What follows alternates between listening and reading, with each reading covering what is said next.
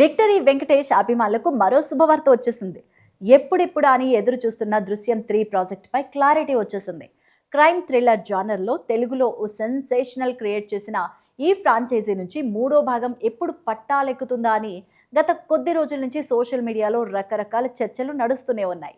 ఇక లేటెస్ట్గా ఈ సినిమా గురించి నిర్మాత సురేష్ బాబు ఇచ్చిన అప్డేట్తో అన్ని రూమర్స్కు చెక్ పడినట్లయింది. దృశ్యం మొదటి 2 భాగాలు మలయాళంలో సూపర్ హిట్ అయిన తర్వాతే తెలుగులో రీమేక్ అయ్యాయి.